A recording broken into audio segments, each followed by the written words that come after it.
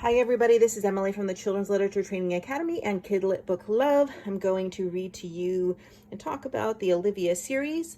I'm going to read Olivia Helps with Christmas, but show you two of her books that I have. Her as in Olivia.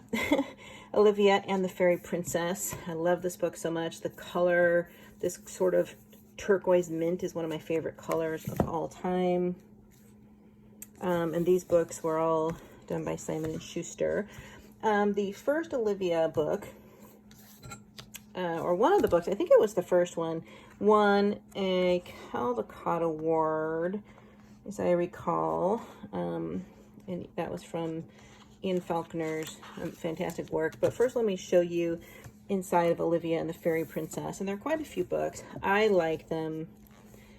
The Olivia books have this really sort of brilliant grayscale tone. Grays kind of done, I guess maybe they're watercolors, but they're soft reds, grays, whites, blacks, all kind of on that same palette. So they're not brightly popping on the inside as they are.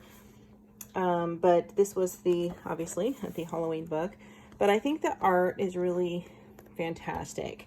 And when choosing picture books for children or for a collection if you're an adult, the art is more important generally than the words. Now, of course, if you're buying it to teach something to a child in a homeschool lesson or a classroom, certainly the story and the words matter. Particularly, you want it to be good quality literature. You don't want it to be something that's going to set something in a child's mind that they'll never forget, because you have to remember every book you read to a child could stay with him or her forever. There's always that potential.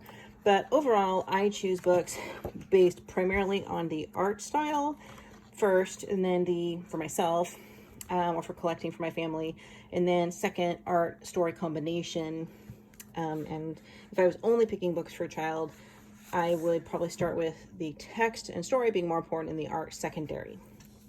So anyway, this is Olivia and the Fairy Princess, and let's do a look-see-loo read of Olivia Helps with Christmas, since it's Christmas 2020 and we all need some cheering up. And this is a book I would highly recommend for anyone who collects holiday books or for anyone that has children.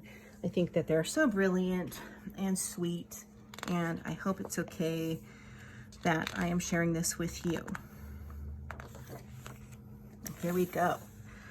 'Twas the day before Christmas. Olivia and her family had been out all morning, busy with last-minute shopping. Olivia was exhausted, yet there was still so much to do.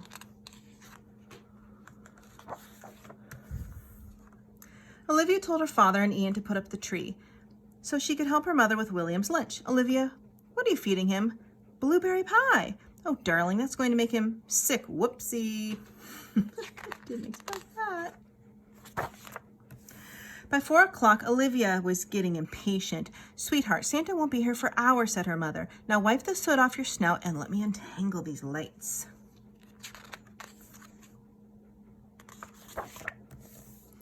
We can all relate to this scene, I have no doubt.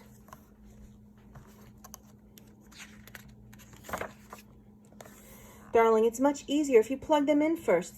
There, isn't that better? Finally, the tree was trimmed. 5 p.m., Santa watch, no Santa rain. Olivia wanted to be even more of a help. Mommy, may I set the table for Christmas Eve dinner? Oh yes, Olivia, that would be very helpful.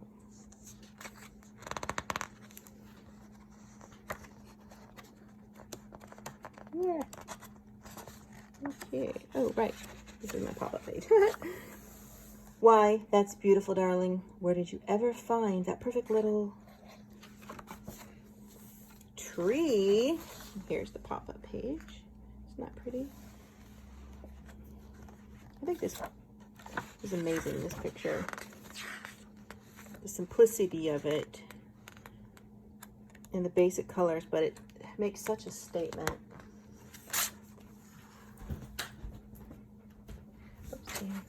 Would you like to help me build a fire, Olivia? Daddy, what could you be thinking? Do you want to cook Santa? 7 p.m. Santa watch. No Santa, but no rain.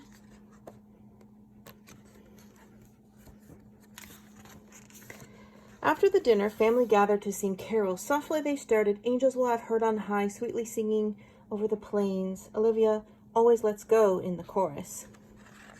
She is pelting one out. Finally, the most important task of the night, leaving treats for Santa Claus. Olivia said, "Now it's time to wait." Her mother said, "Now it's time for bed."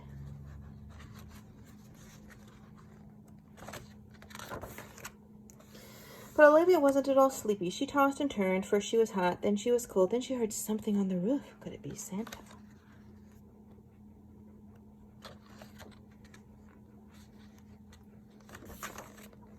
It seemed she would never get to sleep until she woke up and saw it was morning. Olivia ran to get her brothers. Look at this raccoon. I love the raccoon.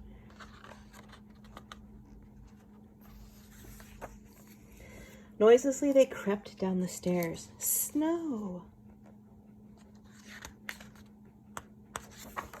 Presents, stockings, and look, cried Olivia, Santa ate all the cookies and milk. Somebody did. And we have another pop-up.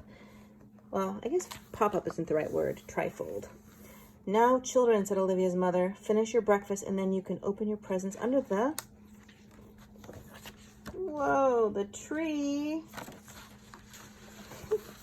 Let me show you this picture. This is so much fun.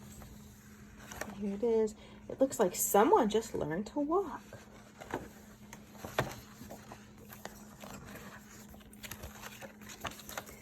It's a self-portrait. Won't it be beautiful over the fireplace? "Well," said Olivia, "I think I'll hit the slopes."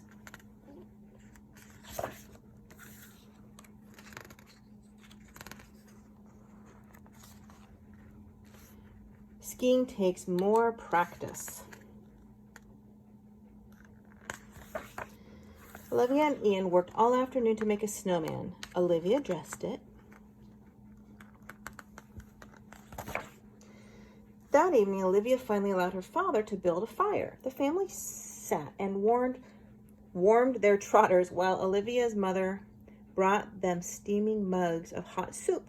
Soon it was time for bed, but Olivia wasn't at all sleepy, or so she said. But before the lights were even out, she fell into a deep, dreamless slumber.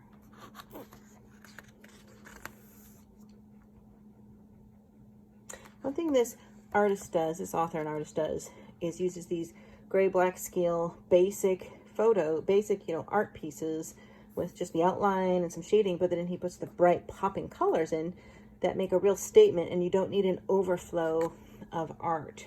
You don't even need, it almost stands out more than having the whole page be a bright color, which I really love. Well, not quite dreamless. Here she is imagining she's the Nutcracker. This looks like a real picture frame. The end. Here's some praises for the Olivia books.